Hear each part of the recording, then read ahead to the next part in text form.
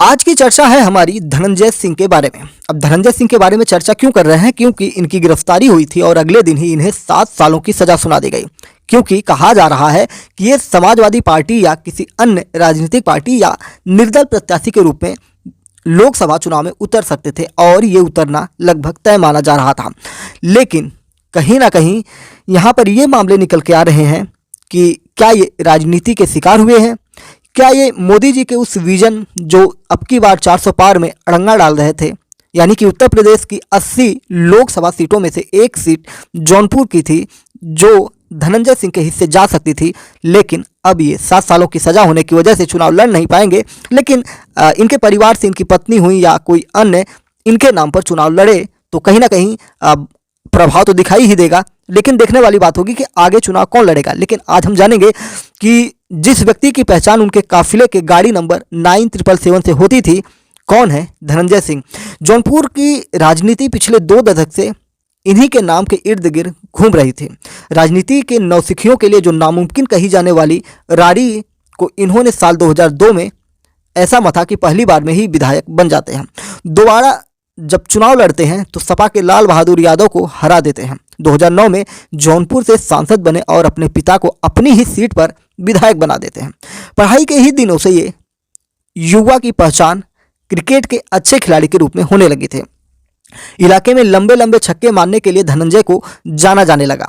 कहा जाता है कि पहला मुकदमा भी इनके ऊपर क्रिकेट के विवाद को ही लेकर सिकरारा थाने में दर्ज हुआ था। उस समय यामाहा बाइक पसंद करने वाले धनंजय के काफिले की पहचान अब गाड़ियों के नंबर 9777 से होती है। इनसे जुड़े कुछ महत्वपूर्ण तथ्यों पर चर्चा करेंगे। क्या है इनका कैरियर, सब कुछ बताएंगे। जौनपुर जिले की 5 नदियों में से एक है सई नदी और उसी के किनारे पर बसा है धनंजय सिंह का मूल गांव बनसफा। उस समय खपरेल की 2 खंड की कच्ची बखरी में धनंजय और उनका परिवार रहता था। धनंजय सिंह के 3 भाइयों में सबसे बड़े जितेंद्र सिंह उर्फ दादा, उसके बाद धनंजय सिंह और फिर अभ्युदय सिंह हैं। धनंजय के मकान के सामने घना जंगल और फिर उसके ठीक बाद सई नदी है।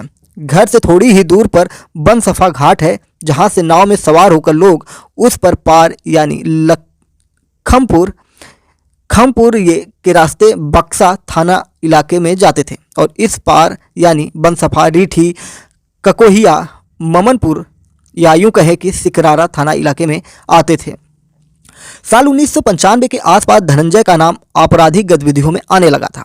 पुलिस की टीमें घेराबंदी करती, गुप्तचर धनंजय के घर होने की जानकारी देते, लेकिन जैसे ही पुलिस आती धनंजय कहाँ चले जाते किसी को पता भी नहीं चलता था, ना किसी को भनक लगती थी। इस दौरान पूरे गांव की तलाशी ली जाती और धनंजय कहीं नहीं मिलते। कहा जाता है कि धनंजय सिंह उस समय बनसफा और गाय घाट पर चलने वाली नाव के बीच रहते थे। नाव पर लगे बांस के पटरे पर सवार होकर लोग आया जाया करते और वे उन पटरों के नीचे की जगह में सोए रहते।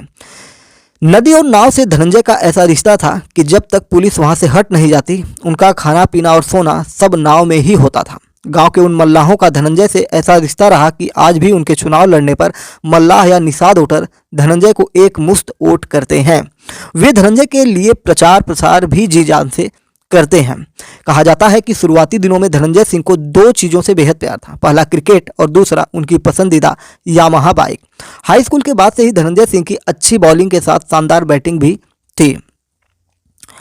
इनके बैटिंग के भी दर्शक दीवाने थे। धनंजय के लंबे शॉट्स के लोग इतने मुरीद थे कि उनका खेल देखने के लिए पहले ही डट जाते। जैसे ही अपराध में नाम आया तो सबसे पहले उनका साथ क्रिकेट से ही छूटा। लेकिन उससे भी बड़ा नुकसान उन्हें तब हुआ जब उनके अंडरग्राउंड होने के दौरान उनके घर की कुर्की कर दी जाती है। 1995 से 1996 के आसपास इस कुर्की में धनंजय के घर से उनकी यामाहा बाइक भी पुलिस ले गई। कहा जाता है कि कुर्की के बाद जब धनंजय की बाइक पुलिस ले जा रही थी तब वे गांव के ही दूसरे छोर पर मौजूद थे जहां से कुर्क कर उनका सामान ले जाया जा रहा था। धनंजय ने पुलिस से आमना सामना का मन बना लिया, पर उनके साथ रहे कुछ लोगों ने उन्हें दबोच लिया और चुप रहकर छिपे रहने की सलाह दी। आखिरकार वह पसंदीदा बाइक धनंजय से दूर हो गई। उस यामाहा के चले जाने की टीस उन्हें सालों तक रही।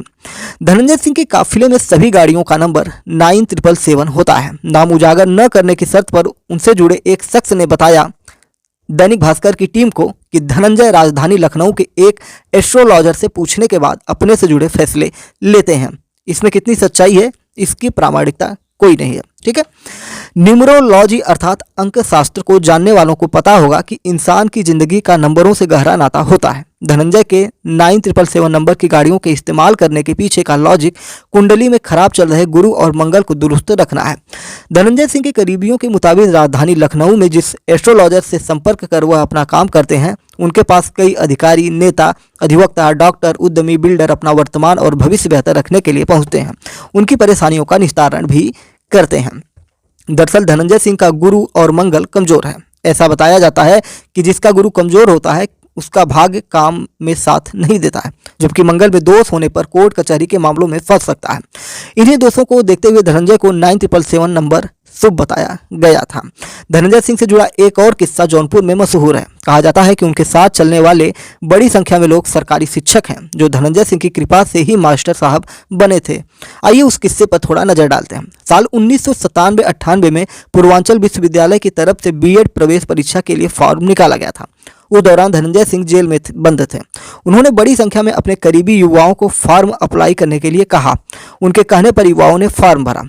किस्सों की माने तो धनंजय ने तत्कालीन कुलपति को करीब 300 से अधिक छात्रों की एक लिस्ट भेजी और कहा कि सभी लोग सिलेक्ट होने चाहिए। ऐसा कहा जाता है कि धनंजय सिंह ने जो लिस्ट भेजी उसमें शामिल नाम बीएड परीक्षा में सेलेक्ट हो गए और सभी बीएड किए और 1999 की प्राइमरी टीचर की वैकेंसी में करीब सभी लोग टीचर बन गए। धनंजय सिंह जब साल 2002 में रारी विधानसभा से चुनाव लड़ने आए तो उनके साथ वही शिक्षक खड़े हो गए और आज भी कई लोग इनके साथ ही चलते हैं।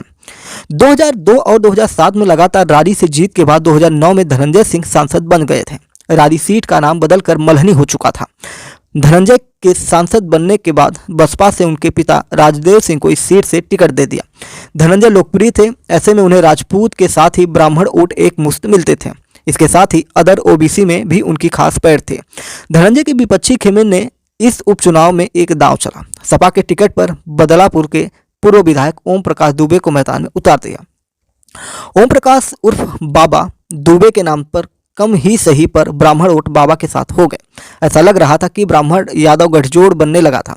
इस बात का धनंजय सिंह को जरा सा भी गम नहीं था, क्योंकि उन्हें पता था कि चुनाव में उनके पिता की जीत बड़े अंतर से होगी, लेकिन उनके कई समर्थकों का इसका मलाल जरूर था।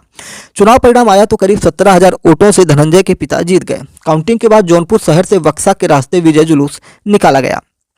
इस जुलूस में 1000 से अधिक की संख्या में बाइक सवार युवा थे, जो इस जुलूस में ब्राह्मण और यादव गठजोड़ के विरोध में नारे लगा रहे थे। ये समर्थक नारे में कुछ ऐसी भी शब्द कह रहे थे जो लोग सुनना पसंद नहीं करते। अगर मुझे ठीक से याद है तो तेजी बाजार का रहने वाला पंकज सिंह नाम का भी एक युवा भी नारा लगाने वालों में से था, जो पहले एबीवीपी का सदस्य था। बाद में नया धनंजय समर्थक बन गया था।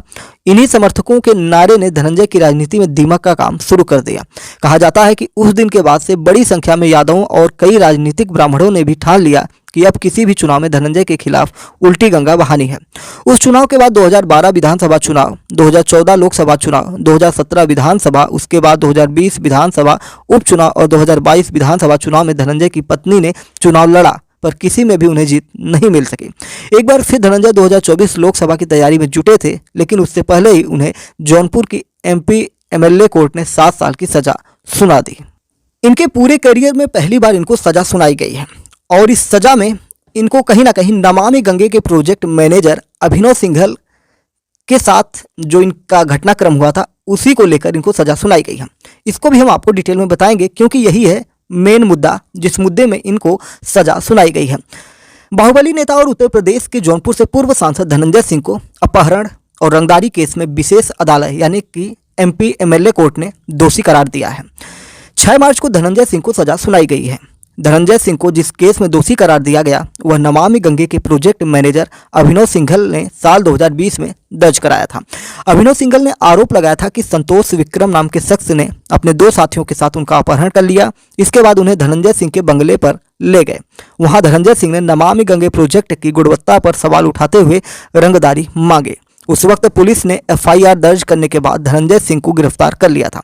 हालांकि बाद में उन्हें जमानत मिल गई थी। इसके बाद से मामला कोर्ट में लंबित था। धनंजय सिंह के खिलाफ धारा 364, 386, 504, 506 और 120 बी के तहत मुकदमा दर्ज किया गया था। अब इन्हीं धाराओं में दोषी करार दिए गए हैं। धारा 364 अपहरण या हत्या के उद्देश्य से अपहरण के केस में दर्ज किया जाता है। इसमें दोषी ठहराए जाने पर आजीवन कारावास या 10 वर्ष तक के कठोर कारावास और जुर्माने का प्रावधान होता है। धारा 386 रंगदारी के केसेस से डील करता है। किसी भी व्यक्ति को धमकाकर, मौत का डर दिखाकर या उस व्यक्ति या किसी अन्य को गंभीर चोट पहुंचाकर जबरन वसूली करने के केस में इस धारा के तहत मुकदमा दर्ज किया जाता है। धारा 386 में दोषी करार दिए जाने पर 10 साल तक की सजा और जुर्माने का प्रावधान है। इसी तरह धारा 504 में भी 2 साल तक की सजा या जुर्माना अथवा दोनों का प्रावधान होता है। सेक्शन 120 बी आपराधिक साजिश के केस में दर्ज किया जाता है। इस केस के मुख्य आरोपी न भी हों और अगर मुख्य आरोपी को धारा 364 में 10 साल की जेल या आजीवन कारावास की सजा मिलती है तो धनंजय सिंह को भी साजिश रचने या साजिश का भाग के जुर्म में उतनी ही सजा मिल सकती है। ऐसा कौन बता रहा था? सुप्रीम कोर्ट के एक एडवोकेट हैं आदर्श तिवारी। जनप्रतिनिधि कानून के मुताबिक अगर किसी शख्स को आपराधिक मामले में 2 साल से ज़्यादा की सजा होती है तो वह ना तो वोट दे सकता है और न ही चुनाव लड़ सकता है। इस कानून के तहत अगर कोई सांसद या विधायक दोषी करार दिया जाता है तो उसकी सांसदी अथवा विधायकी भी चली जाती है। एडवोकेट आदर्श तिवारी की अगर हम माने तो उन्होंने ये बताया कि जिस तरीके के समीकरण है और धनंजय सिंह को जिन धाराओं में दोषी करार दिया गया था उसमें 2 साल से ज़्यादा की सज़ा लगभग तय थी। ऐसे में धनंजय सिंह के राजनीतिक कैरियर पर ग्रहण लगना निश्चित था और चुनाव भी लड़ना निश्चित नहीं हो सकता, यानी कि चुनाव नहीं लड़ सकते हैं और इनको 7 साल की सजा सुनाई गई थी। धनंजय सिंह उत्तर प्रदेश की जौनपुर लोकसभा सीट से चुनाव लड़ने की तैयारी कर रहे थे और बाकायदे सोशल मीडिया और दूसरे प्लेटफॉर्म के जरिए ऐलान भी किया गया था। जगह जगह पोस्टर बैनर लगाए गए थे। अब उन्हें दोषी करार दिए जाने के बाद सियासी गलियारों में कई चर्चाएं हैं। कहा जा रहा है कि अगर धनंजय सिंह को 2 साल से ज़्यादा की सज़ा मिलती थी या मिलेगी तो वह अपनी पत्नी श्रीकला रेड्डी को चुनाव लड़वा सकते हैं। मूल रूप से जौनपुर के रहने वाले धनंजय सिंह लखनऊ यूनिवर्सिटी में पढ़े हैं और महज 27 साल की उम्र में 2002 में पहली बार निर्दलीय उत्तर प्रदेश विधानसभा का चुनाव भी लड़े थे और जीत भी हासिल की थी। इसके बाद वह जदयू में शामिल हो गए और 2007 में फिर विधायक बने। 2009 में बसपा के टिकट पर लोकसभा का चुनाव लड़ा और अच्छे खासे वोट से जीतकर संसद में पहुंचे। हालांकि उसके बाद से उन्हें जीत नसीब नहीं हुई। धनंजय सिंह की पत्नी श्रीकला रेड्डी जौनपुर जिला पंचायत अध्यक्ष भी हैं। तो अब ये माना जा रहा है कि इनके जेल जाने के बाद इनकी पत्नी चुनाव में उतर सकती हैं। अब ये क्या होगा ये तो आने वाला वक्त ही तय करेगा। लेकिन जब कोर्ट में दोष सिद्धि का आदेश सुनाया गया तो हतप्रद हो गए थे धनंजय सिंह। गवाहों के मुकरने के बाद धनंजय सिंह को पूरी उम्मीद थी कि दोष मुक्त हो जाएंगे। अदालत का आदेश सुनकर वह हतप्रद रह गए। उन्होंने कोर्ट में कहा कि FIR दर्ज कराने वाला वादी और गवाह कोर्ट में घटना से मुकर गए थे। अपहरण और रंगदारी की बात से भी इनकार किया था। हमें फर्जी ढंग से फंसाया गया है। अदालत ने कहा कि पत्रावली पर उपलब्ध साक्ष्यों के आधार पर दोष सिद्ध किया गया है। धनंजय सिंह जौनपुर से चुनाव लड़ने की तैयारी में थे और इसकी संभावना धूमिल होती दिखाई दे रही है। मामला इस प्रकार से हुआ कि भाजपा ने यहां से मुंबई में उत्तर भारतीयों के नेता के रूप में पहचान रखने वाले कृपाशंकर सिंह को उम्मीदवार घोषित किया था।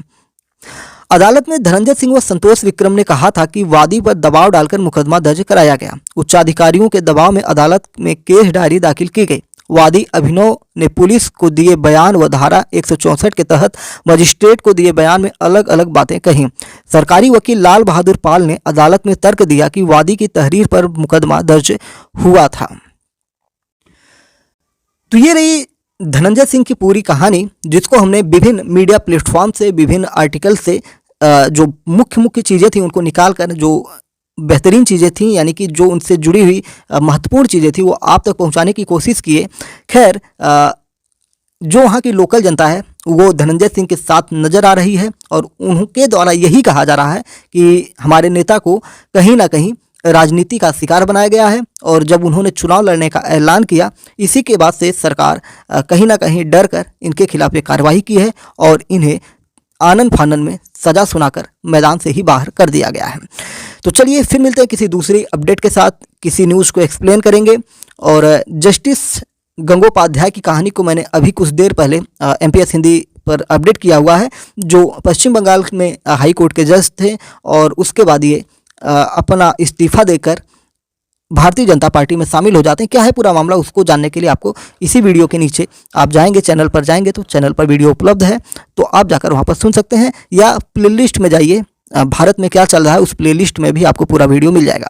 तो चलिए फिर मिलते हैं दूसरे वीडियो के साथ, तब तक के लिए जय हिंद, नमस्कार। अपने विचार भी बताइए कि क्या धनंजय सिंह के साथ सही हुआ या गलत हुआ, या वो राजनीति के शिकार हुए हैं। जय हिंद, नमस्कार, भारत माता की जय।